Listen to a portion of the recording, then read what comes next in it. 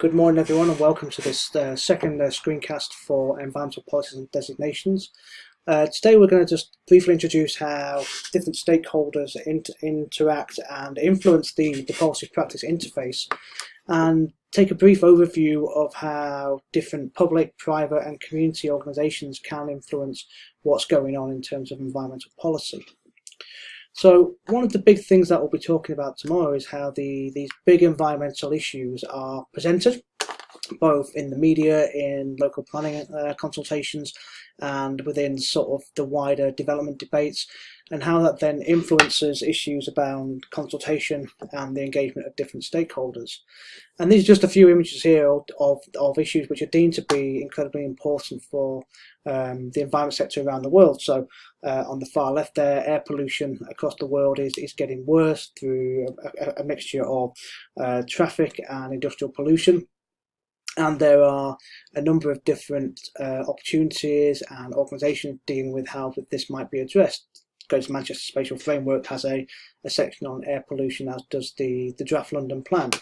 And what this involves is the engagement of a number of different stakeholder groups in terms of how we might use alternatives to different levels of production, and therefore different levels of pollution and fumes. The middle one is plastics, and the way in which we might move away from using single-use plastics, and this has become more of a grassroots sort of debate rather than coming from central government, although it is being picked up by people like the WWF or the Sierra Club, or even people like the Environment Agency, potentially in the UK. So this is an area where we're seeing quite local scale debate happening, but that's then being escalated up to an international sense. And finally, the picture on the right there is of the melting ice caps, so global warming and climate change, and the impact it's having on both the habitat of the native species of the Arctic and Antarctic, but also the knock-on effects on countries around the world, be it through flooding, be it through rising temperatures, or be it through biodiversity and changing habitats for different species. And at the bottom there, just a series of different consultees, most of which are international, so WWF, UNEP and IUCN are international stakeholders, whereas the Sierra Club are a bit more localised in the United States, and the Environment Agency in the UK. And all of these have a role to play in consultation. Indeed, that the Environment Agency in the UK is a statutory consultee for all development, so they can actually have a significant influence on how these big environmental issues are debated and are programmed into planning. And one thing that we will talk about tomorrow, and that is very important, is this alignment of the economics of development versus the environmental impacts of development, and of course people in society, so how they react to it. And one thing that we will discuss is whether or not development is all about money, whether it's all about making a profit from environmental resources, or whether there is a more aligned equilibrium between what environmental resources we have, what economic development strategy we have, and how people react to it. And these diagrams, just sort of pulled off the internet, are illustrative of some of those ideas, where on the far left, the environment there is the thing that encompasses us all, but then human society is a distinct element of that and fits within the environment, and then the economy within that itself. And for a lot of people, there is this very clear delineation between the environment and the economy, and that if you want to be economically driven and economically prosperous, then you have to actually maximise the value of the resource and the amenities from the environment. But what we tend to see there is that as environmental resources are used, they get increasingly damaged, and the capacity to replenish and renew and to perform the same functions actually decreases, which may in the long term lower the GDP or per capita sort of resource benefits. So we have to think carefully about how development happens,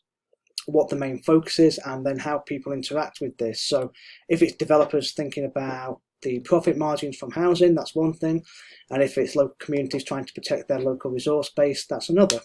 But somewhere in here there is this this very complex conversation that had between how the environment is presented, how it's managed and how it's theorised, versus how the economy makes a difference to the way in which the environment might be protected or maybe not, and then how this changes for different people in society. And finally, what we'll do is we'll talk a little bit about how we might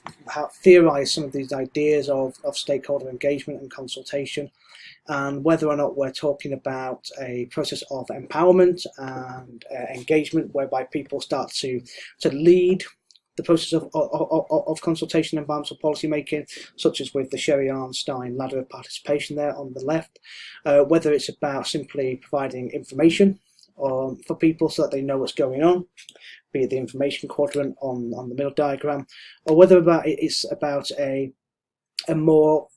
interactive and non-hierarchical discussion based around the thing that maybe that Joanne Tippett does with Ketso, in terms of allowing different people to have an input in a way which is non-hierarchical and non-leading in terms of via a set number of people.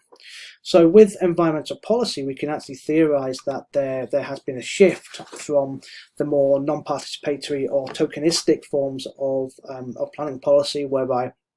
governments have said this is what we're doing, to something where the public and the environment sector are far better informed and provide far greater levels of